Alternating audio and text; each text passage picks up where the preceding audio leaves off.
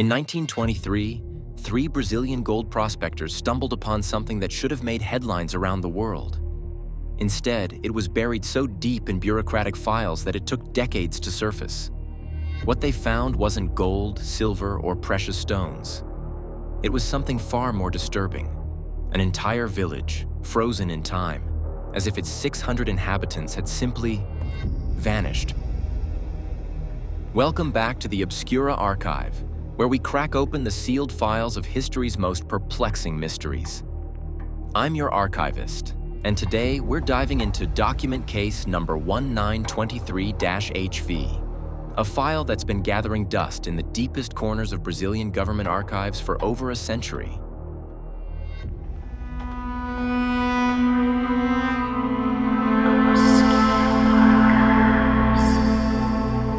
This is the story of Hoer Verde, the village that time forgot to take with it. Our story begins with three men, João Silva, Miguel Santos, and Carlos Ventura, hardened gold prospectors working the remote regions of Mato Grosso state in western Brazil. These weren't weekend adventurers. They were seasoned wilderness veterans who knew every dangerous animal, every poisonous plant, and every trick the Amazon could throw at them.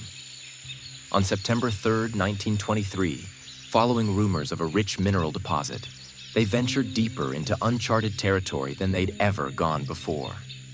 According to Silva's later testimony, they expected to find nothing but endless jungle.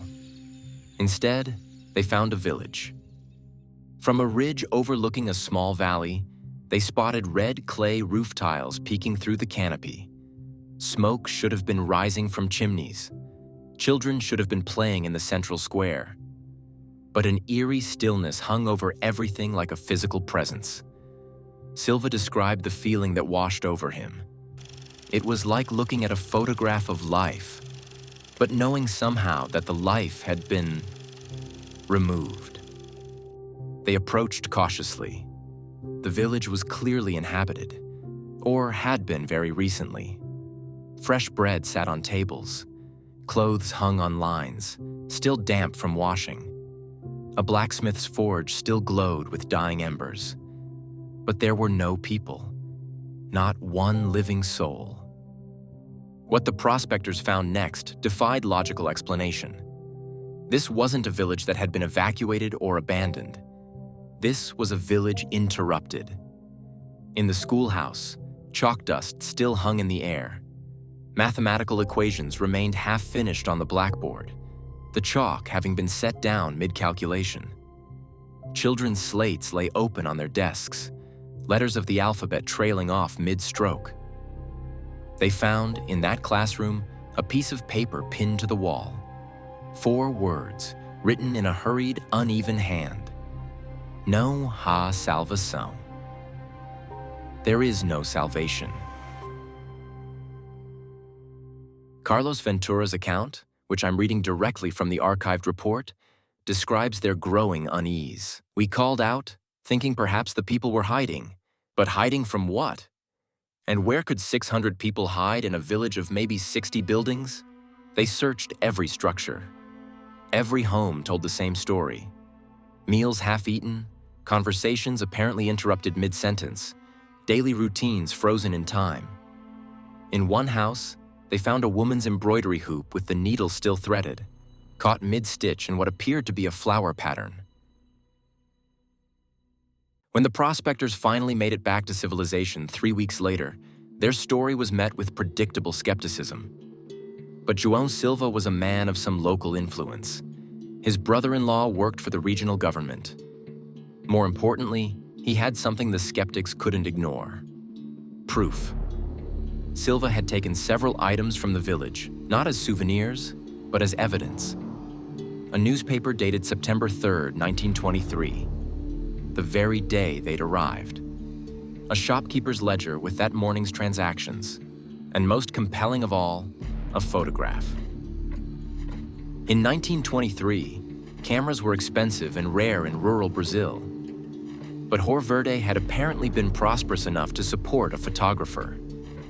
Silva found a camera in the village photographer's studio with a plate still loaded and ready to shoot. But it was the already developed photographs hanging in the darkroom that caught his attention. The images showed the village in full life. People walking the streets, children playing, vendors selling goods in the market square.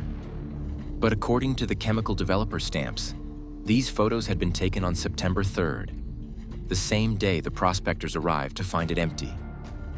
This evidence prompted an official investigation. Inspector General Álvaro Rodrigues was dispatched from Brasilia with a team of federal investigators. His report, filed November 15, 1923, remains one of the most puzzling documents in Brazilian government archives. Rodrigues' team spent 2 weeks in Hoer Verde. They cataloged everything: 601 buildings, evidence of exactly 592 residents based on personal belongings, and not a single sign of struggle, disease, or natural disaster. No mass graves, no evidence of evacuation, no signs of violence. Their conclusion, written in the dry language of bureaucracy, somehow makes the mystery even more chilling. The village of Hoer Verde appears to have been abandoned instantaneously by its entire population during normal daily activities. No explanation for this abandonment can be determined from available evidence. Over the decades, researchers have proposed numerous theories to explain Hoer Verde's disappearance. Each raises as many questions as it answers. The mass evacuation theory suggests that some threat, perhaps approaching bandits or epidemic, forced the entire village to flee immediately. But this fails to explain why no one returned for their possessions, or why there's no record of 600 refugees appearing in any neighboring settlement. The natural disaster theory proposes that a sudden geological event, perhaps a massive sinkhole or underground gas leak, could have claimed the entire population. But the village showed no signs of structural damage, and no bodies were ever found. Some have suggested more exotic explanations. The remote location of Hoer Verde placed it in a region known to indigenous peoples as the place where the sky touches the earth, an area associated with strange lights and unexplained phenomena for centuries before European colonization. Dr. Maria Fernandez, an anthropologist who studied the case in the 1970s, proposed the collective psychosis theory, that some form of mass hysteria caused the entire population to walk into the jungle where they perished. But this doesn't explain the perfectly preserved state of their belongings, or why such a large group would leave no trace. Perhaps most intriguingly, there's the temporal anomaly theory. Some researchers suggest that Hoer Verde experienced some kind of time distortion, that the village and its people were somehow displaced in time itself. It sounds like science fiction, but it's the only theory that accounts for all the observed evidence. Here's where our story takes a darker turn. After Inspector Rodrigues filed his report, something strange happened. The case was classified. Not just restricted, classified at the highest levels of Brazilian government. The village's location was removed from all official maps. The prospectors who discovered it were reportedly paid substantial sums and relocated to different regions of the country. And the investigation files? They were buried so deep that they didn't resurface until the 1980s, when a clerical error led to their accidental release during a routine declassification review. Why would the Brazilian government want to hide a simple missing persons case, even one as unusual as Hoer Verde? The official explanation is that they feared mass panic, that news of an entire village vanishing without explanation might destabilize the region's fragile colonial settlements. But some researchers suspect something more sinister. Dr. Antonio Ruiz, who spent 15 years trying to access the classified files, believes the government found something in Hoer Verde that they didn't want public. His theory, based on heavily redacted documents he eventually obtained through legal action, suggests that follow-up investigations continued in secret for decades. So what happened to Hoer Verde itself? This might be the strangest part of our story. In 1981, Brazilian Geographic Survey team attempted to locate the village using the coordinates from Rodrigues' original report. They found the valley. They found evidence of human habitation, pottery shards, metal fragments, the foundation stones of buildings. But the village itself was gone. Not destroyed, gone. As if it had never existed beyond those foundation stones. local indigenous people tell stories of a place in that valley that comes and goes with the seasons of the earth. They speak of seeing lights in the jungle, hearing voices calling in Portuguese from empty clearings, and finding objects that don't belong to any known tribe or time period. 3 separate expeditions between 1995 and 2010 have reported strange experiences in the Hoer Verde Valley.